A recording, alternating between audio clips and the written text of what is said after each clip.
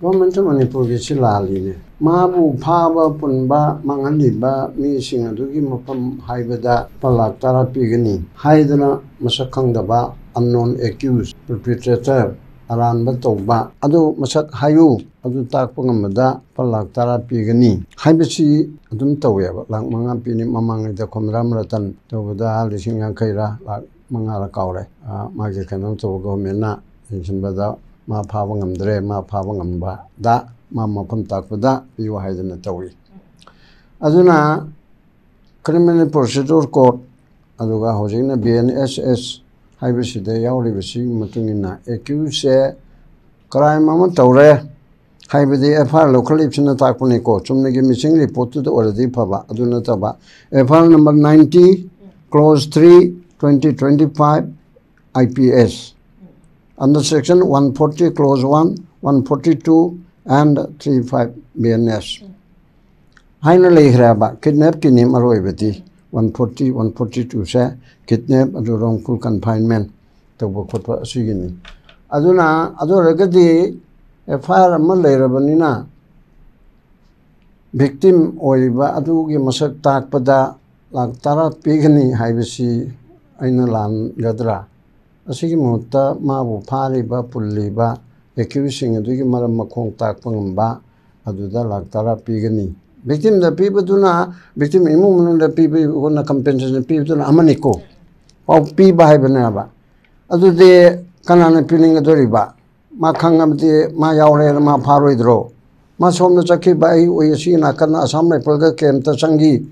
Adu de Mana Minima Minitara, the Tenta Wipraman Boko. Hana Hairo, Adu Hanamana Pirakuka, the Torres Madam, the Sataridra, or Pirimido. Aduna, Aduni Matomatumu Onaba, Ama. Adu anyway, Taure, Tausi, Government of Manipur, Nian Hiragasu, Government key did not take, when the governor key in the name of Governor Tawudu Natebako, Government of Manipur, the Home Ministry in Atoba. I could give Home Department. Logi from the young Agani I Hashe. Logida Beto, Iba Home Secretary or Home Joint Secretary. Ashina Toibeto, not in the name of Governor. Governor Kimam in the Tokpa, Article 166 Makada, Government Order Punama Executive Function Punama, 166 Makada in the name of Governor Tobahavido. Adumadina Tabanina, I am Kuchin Batagadra, Home Department Tobunab. To Yai Pai Ada Mabu Paba, Punba, Natraga. Accusing Adugi Lambi Mari Makong Kangba, Kukizo, ni Natraga Metani, Natrahuran Bani, Saduni, Aduni, Adani terrorists. Haina Hyber missing do that. Wanted Torega, price, Lautokadam Nap. Adu anyway, Tore. Government had Torigani, a Kayela Harkani, Mamma. White pay. Sigma, my Marimo Kongpi, and Adu Marimo Kongpi do Karawaga, the report of my name. Man, Marimo Kongpi to by me, a chair. Kang Bataba Natro, Kanga di my acquisition to Oidro Monda. Adu Malay within Messi Yam Luiaba. Adu Tauriba Cochandi, Adunado Oiraga. I got men later about governance like government Pitilaco, governance say Langar Teleba, Aduga Saswan de Lataba. May home 2023 the give. Hanigi popular government, Nana Leremy with not so called hype tare. Mong Sungta, Tadabadi, Mayamasi, Matang Tore. Karadan Palabada, series of Lerene. 3rd May 2023, that no Mayauraga pen the book from the Queen and Religion. See them Tingdre. Adaya Maraki, Machamachalere, the Tingdre, Maytare, Matore Cole. Adaya 12 March 23, 10 Kukijo MLA, including 7 ruling party MLAs, 2 Minister Yauna. Masida Machintiba Aranba Toba government ki Mayokta, NT government or in a Tore, Praja Kanuk Omaga, Yangti Hanana Tore, Logi Akai Mayam Assembly get on Tokata to to Logi Oveda, crime Mayam Tore, say, Mohikanta Todre, ruling party minister MLA Tore, Karim Todre, as the day Karamatum Kankala Marta Yam Tokarabni, Sisipo, that the CSP office may have a Metogidana. The correction local. The low de, as the day Jeribamgi, Nupiga, Anganga, Taumuitaruki, abduct tawraga hatkidana kaim tawti adigi kuki amasung meitei both side ta chani angkai chom lom sire asida ekhoigi Prime Minister Modi ji na nungaite he mi gi ase ana thobadi aiga phana yamna khatnaba mi oraba hawda as aiga nanga mot khena mi pangai hai ai nungaite he chalaga hanglerim natro ado ma wa tawdaba kanna haraga kanna hani mi man natabagi mi gi mong mandaba oina tawya ba Bharat Sarkar se chigi luchingi bise chumnigi tumba aikhoi kumba karna oibeda natana mi natabagi wakhalon ama adi aso ana lairaba magi laipak prajani mataida awang nongphok mataida mi mayamam sire amator nungaite he ai kainta di tawba ngamde adu nungaite he haiba ba haide aba yamna third class adu mukti hanale adu migi pot amu oina tawe ba ko adu dege chammatham nakona ai ge reign of terror tawre terrorism chi zero tolerance haibadi zero da hanta hangene ba terrorism haibase zero haibadi la hello haba manipur da di terrorism se yokhat pada kalai bo yong yok 10% yokhat pi mama tu leire ba aduna organized crime tawre section 111 of the BNS Bharatiya Nyaya Sanhita 113 terrorist act mayamum tawre 140 kidnapping and abduction mamangi Kamal Babu su tawre kalai bo yong tawge bo Army ke cantonment da Army ke campus da 57 mountain division ki mi mangin ni aduga kedoraba thabuk ama pi ni thabuk pi re ga mainu pi do haina haire ba adagi di yuri sari ki budi kan hun banate adu so thabuk pi re ne haira ka sum lai ba dong na ke sado chap chaba rit ki chap chaba pangthok kum thok pudo koina pangtho haningba thaktu yaude ba adudagi karaibo yongna tawre mayam adu samjila kana kangpo pede SP makan marai ba kaibo kotpa tu mayam legre adagi de kanoga hatoki ba DSP more dhat pa mayam se thab nu loi nai ro seri jamoin torge yang khaita chamaram chu nei kal ayang tong phongdo ken khal me krai mayam se asigumba tawriba mayam sigi mathakta amu bichar tawada ba chumaran miching mikhai na ro daba kuki na chumi maitai na lali maitai na chumi kuki na lali hai ro daba lai gumba hairene lai thajaba dharma thajoka lai gumba ba haitare mamai du ponchillaga sherphala pairaga lam hen makathagane na hairi ba adugi khwaidagi chawraba court Supreme Court ki judge mangala pada Maitai judge ne na kote siri justice kote sokbo maitai judge ro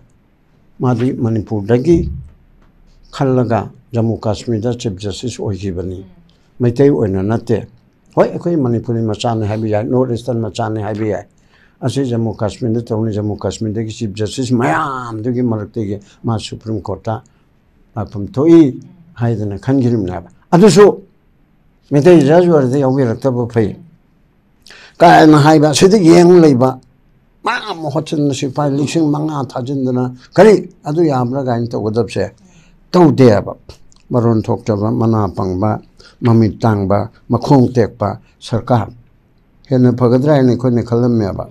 hani ji sarkar do ichai naung paibani khangna chanabani khoi loina rakpani phani ne khali adu tawung amhandre namatana thambire adu rede hojikte khadang phagadra haina khoise kamen pibeda president rulsin yam phabani ko president rulsi phatana khalunu kaina haibedo hojiki sidi champut president rule tarene kaim yawram drama mayamne kineri dudi hekta torga pareng lenga kaptana hatpa adu tawba rims ta kaptana pareng lenga hatpa adu dim pha kharama pamang khangdaba president rulsi sati he president rule chu laiba apasapa chu laiba as danger ni aina haramado hojikna pumcham chamaba governor na haiki badubu central na pirakpa yatang president rule asidi central government gini asinin pirakpa yatang tang ni panda di noi loine chatpa yarani hanige adu da tolu da koine tolni haibese ajida chatpa kok ya handre adu rede adu da lairiba khali maru ena governor da maithi be pbc section 151 हानगिना 124 suggestions कौरमी IPC दना हौजिना section 151 सीसीदा president governor अजुगा मोइगे lawful authority लेरिबा मैम से मोइगे एक्सरसाइज लॉ एक्सरसाइज तौनबा लॉफुल पावर से तौनबा होलाबदा अपन में पीरबदी प्रेसिडेंट बो नत्रगा कुछदे गवर्नर हाइता गवर्नर बो माइथि पीबनी मानो पांथोके ना लाउथोक थबुक तुब थिंगबदी सेक्शन सी की मखादा लाइफ इम्प्रिजनमेंट और 7 years अदुदु आइदन मैम लेबको गवर्नर दा कनागुमना माइथि गवर्नर पॉपअप चांग दा गवर्नर पुरुग चेरो ऑफिस तो गारु बा तो खतन नतेबा गवर्नर ना लोगी मतुनिना तांग निपान दगी दी लंबी चतप यारनी चलो आइना हाइबसिदा मैम चलेदनको फोक्स की माने हार गई करे मैम चलगा मरमदी लोने पीरबने याब्राइन चलुबने नको अदुदुदे याहलक्तरे दु फरे खुदक तो गंदा तो न थिंगे ने कुकी जो लमेन तो हेन मसिंगना अदु करी एक्शन लोखलगे बा हे मसे तो याब्रा आई मके ऑर्डर नि कनोने गवर्नर मना हाइरिबनी होम मिनिस्टर मना हाइरकपनी करिगे अदु तोरिबनो हाइबा ngамदबा पोट अमा लेरेबा अदुना दि अना हाइरि मैम सी खददनिको चामी मनुंगदा मंगा तरुक्तने अना मोइ असोबे हाइरिसे चामदा चाम सोबे लेदुइन हाइरिबा मैम सी लेरबनिना गवर्नमेंट सिना कनि तौब ngамदेबन हौजिकी पॉइंट दुदा आगा सही कमल बाबू तो फंगद्रे मन खंगद्रे तौसनरगा थबक पीनी खोनी गायदना पैसा न लेरगे यानी गायना खल्लिब्रा अदुम तौरे अदुगा हौजिकी मनिहार से कनो से मुकेश अखोय मनिहार यावददा मुकेश से असी लुआंगथेम मुकेश असी तौरे हौजिक अखोयगे सिटीजन फॉर जस्टिस अइना चेयरमैन ओजबा मुकिन सिंहना अयाम थाबा रिटायर जसु यावबा अदुगी अमा न तौदना हाईकोर्ट तबदि केस थादौरी अदुगी मलगसिदा हानदी मिसिंग रिपोर्ट हायरमनी हौइते एफआईआर ओंथोखरे एफआईआर ओंथोरा अबनिना मसी अदुबदि कोनबदि लाकनिको केस थारगा एफआईआर सी ओनबा कांदा मणिपुर पुलिसना मसी केस से इन्वेस्टिगेशन तौबदा खरा वागदबा माली मरमदी अखोयना तौहरनिंगे हाइबादबा मोइना चंगबा ngамोइदबा जागा ओइबा जौजेंग ताक अदु चुरचानपुर अदगी नोने बुदी यारे चुरचानपुर करीब मैम यावबनिना अदो ख्वाइदगी मरु ओइना हौजिकी मामांगबिगिसिदा लंबीसिदा जौजांग टेकी सिसिदा आइदि चपचाबदि खंगते सब्जेक्ट टू करेक्शन मोइना हाइबी मतुंगिना 19 असम राइफल करानी मागी केम हाइगद्रा सेंटर अच्छी लगे हायबा अदुगी जगह अदुदा अदुरदी अदुबुदु मोइगे रेस्पॉन्सिबिलिटी सु लेफम थोक्त्रा आइगे सुमांगदा फावरगा चखिबदु आइगे नॉलेज करिम लेते हाइदि आई मकना लेतबदि आई इचा इनाउ युमदुदा लेबा मिखलनदि नॉलेज लेफम थोक्त्रो असिसु कुमना थिजिमम चुम्मेबा अदैदा असम राइफलनी अदना मोइदे प्रमाण चाद्रि प्रमाण बु थियल लोरेने एना एगुम्बा मदा सीबीआई गुन पेरगा लोयनमक असम राइफल खंगदे राइफल दबा खंगदे चिंगनबा जगह पुनमक्सि थिबियाबा अदुना अदु पुनमक्तु होना हनिंगी अदुगा पाउ पेरगनबा लाक्तारा पिबा हाइबेदो होय कसुबदि कायदे अदु एक्यूसिंगी ताकपा ngамबदो अदुदसु ओइना अदुदा ओइना हायहनिंगेबा अखोय मणिपुरदा लेरिबा मणिपुरी हिंदी दहारगा मणिपुरी वासी भारत वासी Manipuri including majority community Meitei अखोय ख्वाइदगी मतिक चादब ओइरे अखोन मतिक चादबगी नत्रो अखोन मतिक चाबा रिप्रेजेंटेटिव थागतपा ngamदे अदैगा वांगांबा हाइबा प्राइम मिनिस्टर दा होम मिनिस्टर दा सा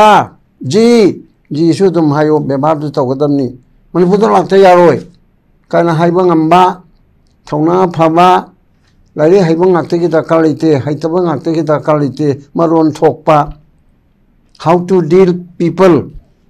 how to deal with the leaders सिकी ट्रेनिंग दा कोई दि लेते वेस्टर्न दा अमेरिका दा ब्रिटेन दा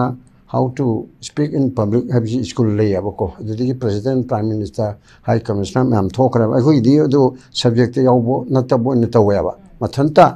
अदुम हैजरपा लारे खरा तमगा अदु ngang खोलकपा अदुना नि जनरली अखोई शेड्यूल ट्राइब की मसा अम ओइगे हारिसे ngang बा हैतबा इकाई थि हारिसे आइगी इथक थोंमुदा कनमै ngang ने जनरली खंगदबा खरा खक्तना खंगबा शासन तो हैतबा पॉलिटिक्स तो हैतबा ꯑꯩꯈꯣꯏꯁꯤ ꯃꯤ ꯅꯠꯇꯕ ꯏꯁꯥ ꯌꯥꯎꯅꯅꯤꯀꯣ ꯑꯩꯅ ꯌꯥꯝ ꯈꯪꯉꯒ ꯃꯌꯥꯝꯁꯤ ꯅꯠꯇꯦꯗꯤ ꯂꯥꯜꯂꯦ ꯑꯩꯁꯨ ꯃꯤ ꯅꯠꯇꯦ ꯑꯩꯁꯨ ꯃꯤꯒꯤ ꯊꯥꯛ ꯅꯠꯇꯦꯕ ꯇꯧꯔꯤꯕꯁꯤ ꯃꯔꯝꯗꯤ ꯁꯕ ꯍ꯭ꯌꯨꯃꯦꯟ ꯕꯤಯಿಂꯗꯨꯒꯤ ꯃꯔꯛꯇ ꯑꯩ ꯂꯩꯕꯅꯦꯕ ꯁꯕ ꯍ꯭ꯌꯨꯃꯦꯟ ꯕꯤಯಿಂꯗꯨꯒꯤ ꯃꯔꯛꯇ ꯔꯥꯖꯅꯤꯇꯤ ꯇꯧꯕꯅꯤ ꯁꯥꯁꯣꯟ ꯄꯥꯏꯕꯅꯤ ꯁꯕ ꯍ꯭ꯌꯨꯃꯦꯟ ꯕꯤಯಿಂꯗꯨꯒꯤ ꯃꯔꯛꯇ ꯏꯆꯥ ꯏꯅꯥꯎ ꯂꯥꯜꯍꯧꯕꯁꯨ ꯁꯕ ꯍ꯭ꯌꯨꯃꯦꯟ ꯕꯤಯಿಂꯅꯤ ꯄ꯭ꯔꯦꯁ ꯇꯧꯕꯁꯨ ꯎꯀꯤꯜꯁꯨ ꯖꯖꯁꯨ ꯑꯗꯨꯗꯒꯤ ꯑꯩꯈꯣꯏꯒꯤ ꯄꯥꯂꯥ ꯇꯧꯕꯁꯨ ꯆꯞ ꯆꯥꯅ ꯇꯧꯐꯝ ꯊꯣꯛꯄ ꯑꯃꯃꯝꯗ ꯑꯩꯈꯣꯏꯗ ꯑꯣꯏꯗ꯭ꯔꯤꯑꯕ ꯏꯁꯝ ꯁꯝꯅ ꯍꯥꯏꯔꯕꯗ ꯄꯨꯂꯤꯁꯅ ꯏꯟꯚꯦꯁꯇꯤꯒꯦꯁꯟ ꯀꯔꯝꯍꯥꯏꯅ ꯇꯧꯏ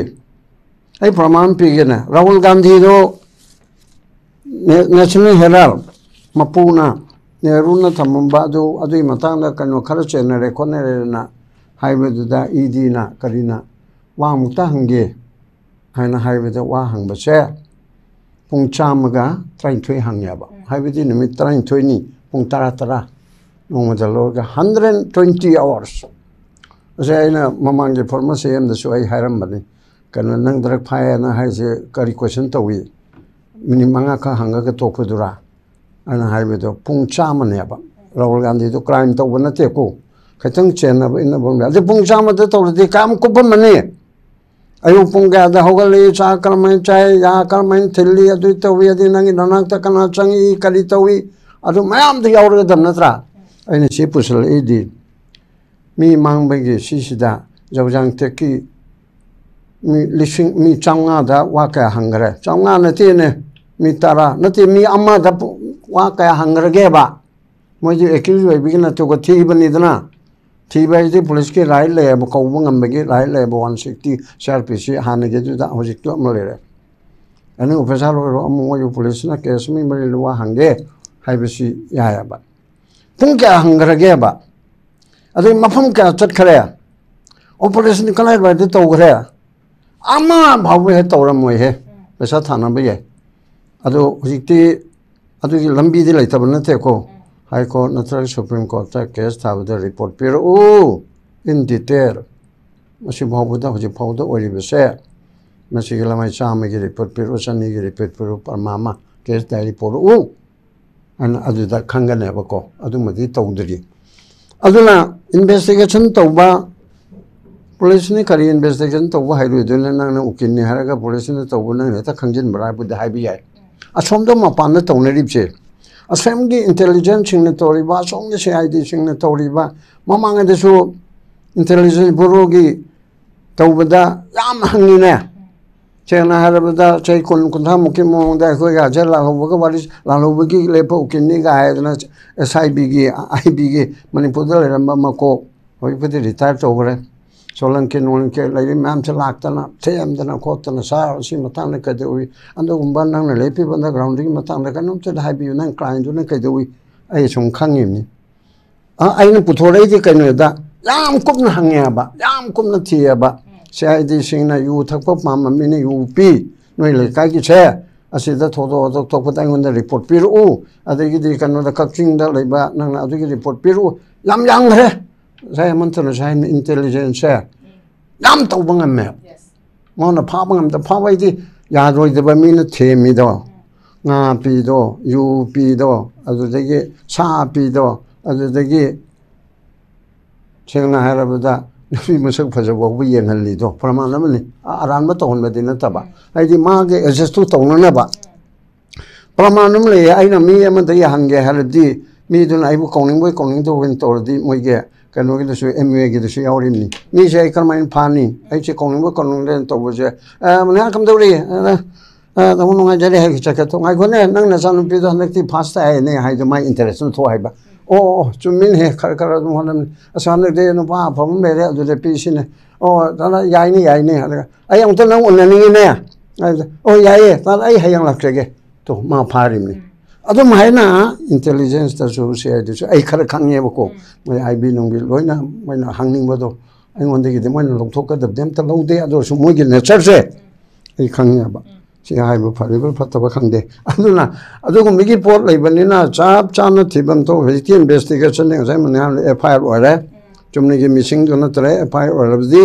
ꯐꯪꯅꯕ ꯊꯤꯕ ꯇꯥꯔꯦ ꯏꯟꯚꯦꯁꯇꯤꯒꯦꯠ ꯇꯧ ꯇꯥꯔꯦ ꯀꯥꯆꯤꯟ ꯀꯣꯌꯥ ꯑꯩꯈꯣꯏꯒꯤ ꯑꯎ ꯄꯨꯅ ꯍꯥꯡꯗꯣꯛ ꯇꯥꯔꯦ ꯑꯔꯣꯡꯕ ꯎꯞꯁꯜꯍꯟ ꯇꯥꯔꯦ ꯃꯐꯝ ꯈꯨꯗꯤꯡꯃꯛꯇ ꯊꯤꯕ ꯇꯥꯔꯦꯕ ꯆꯞ ꯆꯥꯅ ꯊꯤꯕ ꯑꯗꯨꯅ ꯂꯥꯛꯄꯗ ꯁꯥꯡꯗꯣꯛꯈꯤꯗꯧꯔꯦ ꯃꯃꯩꯗ ꯑꯩꯅ ꯍꯥꯏꯅꯤꯡꯉꯤꯗꯤ ꯑꯇꯩ ꯑꯇꯩ ꯂꯣꯏꯅ ꯇꯣꯛꯑꯒ ꯑꯩꯈꯣꯏꯁꯦ ꯁꯨꯗꯣ ꯁꯣꯁꯥꯏꯇꯤ ꯑꯣꯏꯅ ꯇꯧꯔꯦꯅ ꯈꯔ ꯈꯟꯃꯟꯕ꯭ꯔꯥ ꯁꯕ ꯍ꯭ꯌꯨꯃꯦꯟ ꯕꯤꯡ ꯁꯣꯁꯥꯏꯇꯤ ꯑꯣꯏꯅ ꯁꯥꯁꯣꯟꯗꯒꯤ ꯂꯩꯄꯥꯛ ꯅꯤꯡꯊꯧ ꯍꯥꯏꯕꯗꯣ ꯑꯗꯨꯒꯤ ꯇꯥꯏꯞꯇ ꯇꯧꯔꯦꯕ ꯁꯤꯇꯤꯖꯦꯟꯒ ꯀꯩꯅꯣꯒ ꯁꯥꯁꯣꯟ ꯇꯧꯕꯒ ꯅꯠꯇꯕ ꯁꯤꯇꯤꯖꯟꯁꯤꯞꯁꯦ ꯑꯩꯈꯣꯏ ꯑꯣꯏꯗ꯭ꯔꯤꯑꯕ ꯂꯩꯕꯥꯛ ꯅꯤꯡꯊꯧ ꯍꯥꯏꯕꯗꯣ ꯑꯗꯨꯒꯤ ꯊꯥꯛꯇ ꯅꯤꯡꯊꯧꯅ ꯍꯥꯏꯔꯒ ꯂꯩꯄꯥꯛꯇꯨꯅ ꯌꯥꯕ ꯂꯩꯄꯥꯛꯅ ꯅꯤꯡꯊꯧꯗ ꯀꯔꯤꯝ ꯇꯧꯕ ꯉꯝꯗꯕ ꯂꯩꯄꯥꯛ ꯅꯤꯡꯊꯧ ꯍꯥꯏꯕꯒꯤ ꯂꯩꯄꯥꯛꯇꯨ ꯑꯣꯏꯔꯦꯕ ꯕꯦꯡꯒꯣꯜꯒꯨꯝꯕ ꯀꯦꯔꯂꯥꯒꯨꯝꯕ the people of the Bengal people of the ꯀꯦꯔꯂꯥꯒ ꯍꯥꯏꯕꯒꯤ ꯊꯥꯛꯇꯨꯗ ꯄꯤꯄꯜ ꯑꯣꯐ ꯗ ꯃꯅꯤꯄꯨꯔ ꯍꯥꯏꯕꯁꯤ ꯌꯧꯍꯟꯗ꯭ꯔꯦꯕ ꯑꯁꯦ ꯑꯩꯈꯣꯏ ꯄꯨꯝꯅꯃꯛꯅ ꯑꯩꯗꯒꯤ ꯆꯤꯡꯕ ꯑꯩꯅ ꯃꯌꯥꯝ ꯄꯨꯝꯅꯃꯛꯁꯦ ꯈꯪꯍꯟꯐꯝ ꯊꯣꯛꯄ ꯈꯪꯍꯟꯕ ꯉꯝꯗꯕꯒꯤ ꯑꯩꯁꯨ ꯑꯆꯧꯕ ꯑꯁꯣꯏꯕ ꯑꯃ ꯅꯠꯇ꯭ꯔꯣ ꯑꯩꯒꯤ ꯃꯔꯨꯞ ꯃꯄꯥꯡ ꯏꯆꯥ ꯏꯅꯥꯎ ꯃꯌꯥꯝꯁꯤ ꯚꯥꯞ ꯇꯥꯍꯟꯒꯗꯕ ꯅꯠꯇ꯭ꯔꯣ ꯄꯣꯂꯤꯇꯤꯁꯤꯌꯥꯟ ꯃꯌꯥꯝ ꯑꯗꯨ ꯃꯌꯥꯝ ꯑꯗꯨ ꯑꯩꯅ ꯉꯝꯗꯦꯗꯅ ꯑꯩꯅ ꯈꯪꯗꯦꯗꯅ ꯑꯗꯨ ꯁꯣꯜꯂꯦꯕ ꯄꯨꯔꯥ ꯁꯣꯟꯃꯤꯟꯅꯔꯦ ꯇ꯭ꯔꯦꯅꯤꯡ ꯑꯃ ꯇꯧꯕꯁꯨ ꯅꯠꯇꯦ ꯔꯥꯖꯅꯤꯇꯤꯋꯥꯂꯥ ꯑꯃ ꯑꯣꯏꯔꯗꯤ ꯚꯣꯠ ꯂꯦꯞꯄ ꯇꯥꯔꯕꯣꯏꯗꯤ ꯁꯤꯒꯤ ABC basic knowledge of the ꯀꯣꯟꯁꯇꯤꯇ꯭ꯌꯨꯁꯟꯁꯤ ꯈꯪꯒꯗꯕꯅꯤ ꯑꯗꯨ ꯆꯥꯏꯅꯥꯗ ꯇꯧꯏ ꯁꯣꯁꯤꯌꯦꯂꯤꯁ ꯀꯟꯇ꯭ꯔꯤꯗ ꯇꯧꯏꯗꯅ ꯑꯩꯈꯣꯏꯁꯤꯗ ꯇꯧꯗꯦ ꯊꯣꯔꯛꯑꯒ ꯗꯦꯃꯣꯀ꯭ꯔꯦꯁꯤꯅꯤ ꯍꯥꯏꯔꯒ ꯑꯣꯇꯣꯀ꯭ꯔꯦꯇꯤꯛ ꯑꯣꯏꯅ ꯁꯦ ꯃꯣꯗꯤ ꯍꯥꯏꯔꯒ ꯃꯣꯗꯤꯅ ꯄꯨꯝꯅꯃꯛ ꯇꯧꯕꯗꯧꯅ ꯇꯧꯔꯦ BJPꯅ ꯇꯧꯕ ꯑꯣꯏꯅ ꯍꯥꯏꯗ꯭ꯔꯦꯕ ꯍꯧꯖꯤꯛꯇꯤ ꯃꯣꯗꯤ ꯀꯔꯤ ꯗꯦꯃꯣꯀ꯭ꯔꯦꯁꯤꯅꯣ ꯁꯤꯕꯣ ꯑꯗꯨꯅ ꯇꯣꯇꯦꯜ ꯐꯦꯂꯔ ꯑꯣꯏꯔꯦ ꯑꯗꯨꯅ ꯑꯩꯈꯣꯏ ꯃꯇꯤꯛ ꯆꯥꯗꯕꯒꯤꯅꯤ ꯃꯇꯤꯛ ꯆꯥꯍꯟꯗꯤ ꯍꯥꯏꯔꯕꯗꯤ ꯍꯧꯖꯤꯛꯀꯤ ꯈꯔ ꯁꯦꯝꯗꯣꯛ ꯁꯦꯝꯖꯤꯟ ꯇꯧꯕꯗꯨꯗꯤ ꯑꯗꯨꯝ ꯑꯃꯗ ꯑꯃꯨꯛ ꯁꯣꯏꯔꯛꯀꯅꯤ ꯑꯃꯗ ꯑꯃꯨꯛ ꯁꯣꯏꯔꯛꯀꯅꯤ ꯄꯥꯡꯒꯟꯒꯤ ꯑꯩꯈꯣꯏꯒꯤ ꯌꯦꯟ ꯃꯈꯨꯟꯗꯣ ꯄꯣꯂꯥꯡꯗꯣ ꯁꯤꯗ ꯃꯦꯟꯁꯤꯜꯂꯦ ꯁꯣꯝꯗ ꯌꯨꯅꯤ ꯁꯣꯝꯗ ꯃꯦꯟꯁꯤꯜꯂꯦ ꯁꯣꯝꯗ ꯌꯨꯅꯤ ꯑꯗꯨ ꯑꯣꯏꯔꯕꯣꯏꯗꯤ ꯗ ꯍꯣꯜ ꯁꯤꯁꯇꯦꯝꯁꯤ ꯆꯦꯟꯖ ꯇꯧꯒꯦ ꯍꯥꯏꯔꯕꯗꯤ ꯃꯅꯤꯄꯨꯔꯒꯤꯗꯃꯛꯇꯗꯤ ꯔꯤꯖꯅꯦꯜ ꯄꯣꯂꯤꯇꯤꯀꯦꯜ ꯐꯣꯔꯁ ꯑꯃ ꯑꯩꯈꯣꯏ ꯌꯥꯎꯒꯦ ꯍꯥꯏꯕ ꯅꯠꯇꯦ ꯑꯩꯈꯣꯏꯗꯤ ꯌꯥꯎꯁꯨ ꯌꯥꯎꯖꯔꯣꯏ ꯔꯤꯖꯅꯦꯜ ꯄꯣꯂꯤꯇꯤꯀꯦꯜ ꯐꯣꯔꯁ ꯑꯃ ꯃꯔꯝꯗ ꯃꯖꯥꯇꯤꯒꯤꯗꯃꯛꯇ ꯁꯤꯖꯕ ꯉꯝꯕ ꯏꯟꯗꯤꯌꯥꯒꯤ ꯂꯤꯗꯔꯁꯤꯡꯗ ꯃꯨꯛꯅꯧ ꯍꯥꯏꯕ ꯅꯠꯇꯦꯀꯣ ꯃꯨꯛꯁꯨ ꯃꯨꯛꯅꯅꯤ ꯑꯗꯨꯒ ꯍꯥꯏꯖꯔꯒꯁꯨ ꯐꯖꯅ ꯀꯟꯚꯤꯟꯁ ꯇꯧꯔꯒ ꯄꯣꯠ ꯆꯩ ꯄꯨꯊꯔꯛꯄ ꯉꯝꯕ ꯑꯩꯈꯣꯏ ꯂꯩꯔꯤ ꯍꯟꯗꯛꯀꯤ ꯃꯅꯤꯄꯨꯔꯁꯤꯗꯤ ꯃꯇꯥ ꯑꯃꯅꯤꯅꯍꯦ ꯃꯃꯇꯥ ꯕꯦꯅꯔꯖꯤꯒꯨꯝꯕ ꯑꯃ ꯊꯣꯔꯛꯈꯔꯦ ꯁ꯭ꯇꯦꯂꯤꯟꯒꯨꯝꯕ ꯑꯃ ꯂꯥꯛꯈꯔꯦ ꯑꯗꯨꯗꯒꯤ ꯑꯗꯨꯒꯨꯝꯕ ꯑꯃ ꯂꯥꯛꯈꯔꯦ ꯀꯦꯖꯔꯤꯋꯥꯜꯒꯨꯝꯕ ꯑꯃ ꯊꯣꯔꯛꯈꯔꯦ ꯄ꯭ꯔꯃꯥꯟꯕꯨꯀꯣ ꯑꯗꯨꯒꯨꯝꯕꯒꯤ ꯃꯑꯣꯡ ꯑꯃꯗ ꯏꯟꯗꯤꯌꯥꯒꯤ ꯃꯥꯌꯣꯛꯇ ꯂꯩꯁꯦ ꯍꯥꯏꯕ ꯅꯠꯇꯦ ꯏꯟꯗꯤꯌꯥꯒꯤ ꯂꯤꯗꯔꯁꯤꯞ ꯑꯦꯅꯤ ꯄꯥꯔꯇꯤꯒꯤ ꯄꯥꯏꯔꯛꯄꯗꯨꯗ ꯅꯤꯡꯊꯤꯖꯅ ꯚꯥꯞ ꯇꯥꯍꯟꯕ ꯉꯝꯕ ꯑꯩꯈꯣꯏꯅ ꯄꯥꯝꯃꯤꯕꯗꯣ ꯃꯗꯨꯃꯛꯅ ꯏꯟꯗꯤꯌꯥꯒꯤ ꯑꯀꯥꯏꯕꯃꯛ ꯅꯠꯇ꯭ꯔꯒꯗꯤ ꯌꯥꯍꯟꯕ ꯉꯝꯕ ꯑꯗꯨꯒꯨꯝꯕ ꯄꯨꯊꯣꯛꯄ ꯑꯃ ꯃꯊꯧ ꯇꯥꯏ ꯍꯥꯏꯕ ꯑꯁꯤ ꯍꯥꯏꯔꯒ ꯂꯣꯏꯁꯤꯜꯂꯒꯦ